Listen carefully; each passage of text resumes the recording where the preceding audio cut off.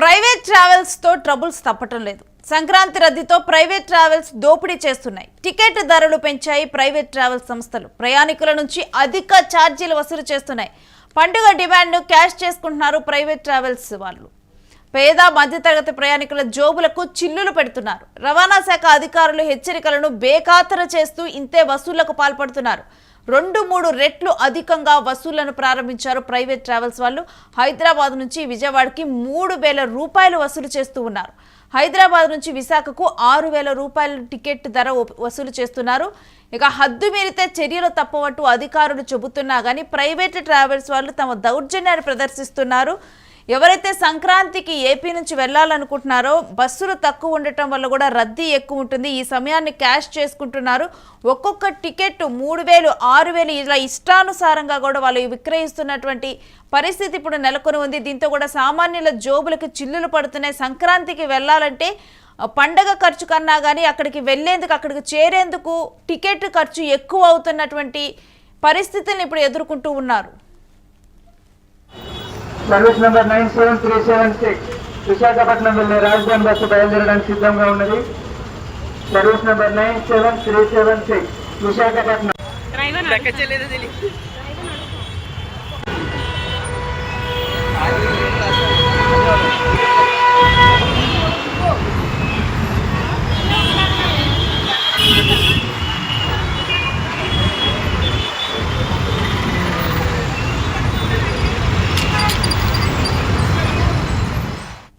ఇక ఇదే అంశానికి సంబంధించిన డీటెయిల్స్ మా ప్రతినిధి సతీష్ అందిస్తారు. సతీష్, ప్రైవేట్ ట్రావెల్స్ వాళ్ళు వాళ్ళకి ఇష్టం వచ్చినట్లుగా కూడా సంక్రాంతికి ఉన్నటువంటి డిమాండ్ ని వాళ్ళు క్యాష్ చేసుకుంటూ ఉన్నారు. అసలు పూర్తి పరిస్థితి ఏంటి గ్రౌండ్ లెవెల్లో? రేణు, ముఖ్యంగా ఏదైతే సంక్రాంతి సెలవుల నేపథ్యంలో అందరూ కూడా ఆంధ్రప్రదేశ్ వైపు, ఆంధ్ర వైపు అయితే వెళ్తా ఉన్నారు. ముఖ్యంగా సంవత్సరానికి ఒక్కసారి ఈ తతంగం అంతా ఉంటది. సంక్రాంతికి అందరూ కూడా దాదాపు ఆంధ్రప్రదేశ్ నుంచే కాకుండా ఇక్కడ తెలంగాణ వాళ్ళు కూడా ఆంధ్రప్రదేశ్ కి వెళ్ళి అక్కడ సంక్రాంతి సెలబ్రేషన్స్ లో పాల్గొంటారు. కాబట్టి ముఖ్యంగా ఏదైతే ఈ వీకెండ్ లో పెద్ద ఎత్తున సెలవులు రావడంతో అందరూ కూడా శుక్రవారం లోపే అందరూ కొంతమంది టికెట్స్ ని బుక్ చేసుకున్నారు. సో ఈ శుక్రవారం లోపు బుక్ చేసుకున్న వాళ్ళకి శుక్రవారం, శనివారం, ఆదివారం ఈ మధ్య కాలంలో బుక్ చేసుకున్న వాళ్ళకే ఇప్పటికే దాదాపు సీటర్ 700 ఉన్నటువంటి సీటరు దాదాపు 3,500కు పైగా తీసుకుంటా ఉన్నారు.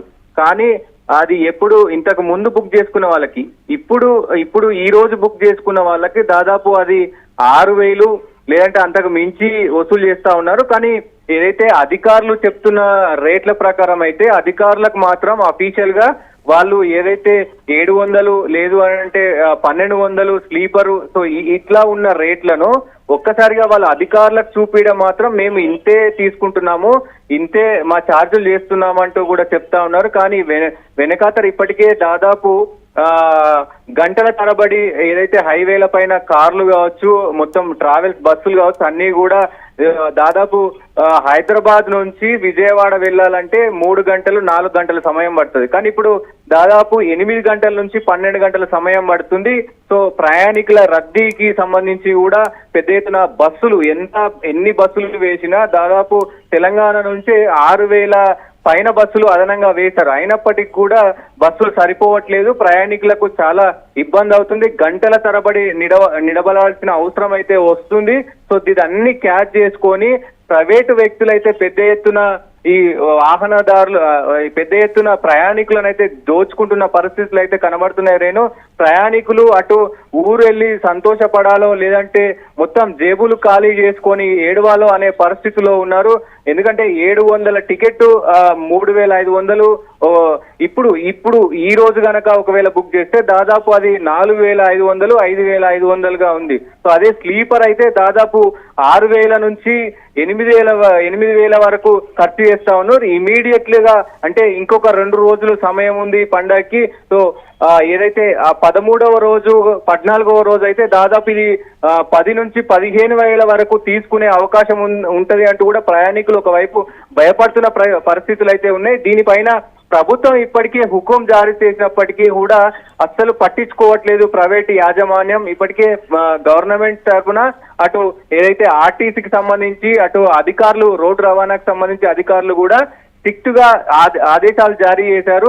ఎక్కువ ఛార్జీలు వసూలు చేస్తే గనక మీ బస్సుకు సంబంధించిన రిజిస్ట్రేషన్, మీ లైసెన్సులు, మీ యాజమాన్యానికి సంబంధించిన సభ్యత్వం మొత్తం కూడా రద్దు చేస్తామని చెప్పినప్పటికీ కూడా సో వాళ్ళు ఇవన్నీ పెడచెవున పెట్టి యథావిధిగా ప్రయాణికులను దోచుకుంటున్న పరిస్థితులు అయితే కనబడతా ఉన్నాయి. ఒకవైపు సంక్రాంతికి వెళ్ళి అక్కడ ఊర్లో సెలబ్రేషన్ సంక్రాంతి ఉత్సవాలు చేసుకోవాలని ఒకవైపు ఉంటే ఇటు మొత్తం జేబు అయితే చిల్లు పడుతుంది అని కూడా ప్రయాణికులు చెప్తా ఉన్న పరిస్థితులు అయితే ఉన్నాయి. రేణు, సతీష్, అధికారులు మరి ఇకనైనా కానీ దీని మీద దృష్టి సారిస్తూ ఉన్నారు. అయినప్పటికీ కూడా ఎవరు కూడా మాట అయితే వినటం లేదు. కనీసం రిటర్న్ వచ్చేటప్పుడు కూడా ఇటువంటి పరిస్థితులే కొనసాగుతాయి కదా. మరి వీటి మీద ఇక తదుపరి ఇంకేమైనా చర్యలు తీసుకునేందుకు సిద్ధమవుతూ ఉన్నారా? ఎస్, అధికారులను కూడా ముఖ్యంగా నిన్న సాయంత్రం ఏదైతే అధికారులను అడిగితే అధికారులు కూడా ఒకవైపు మేము అన్ని చర్యలు తీసుకుంటామన్నాం. ఇప్పుడు ఇటు ఆర్టీసీ అట్లాగే రోడ్డు రవాణా సంస్థ దాంతో పాటు పోలీసులు కూడా పెద్ద ఎత్తున బస్సులకు సంబంధించి సేఫ్టీ గానీ మద్యం సేవించి ఎవరైనా నడుపుతున్నారా, సేఫ్టీ మెజర్మెంట్స్ ఎలా మెయింటైన్ చేస్తా ఉన్నారు, సో టైమింగ్స్ అలాగే మొత్తం కూడా చెక్ చేస్తా ఉన్నారు. పోలీస్ శాఖ కూడా కట్టుదిట్టమైన భద్రత అయితే పెట్టింది. అయినప్పటికీ కూడా ఈ వెనకాల నుంచి దోపిడీ అఫీషియల్ గా ఎంత టికెట్ ఉందో అంతే ఆ స్కానర్ లో ఫస్ట్ చేపించుకుంటున్నారు. దాని తర్వాత మళ్ళీ వీళ్ళు క్యాష్ రూపకంగా కానీ మళ్ళీ వేరే వాళ్ళ సొంత స్కానర్లు పెట్టి డబ్బులు తీసుకోవడం జరుగుతుంది.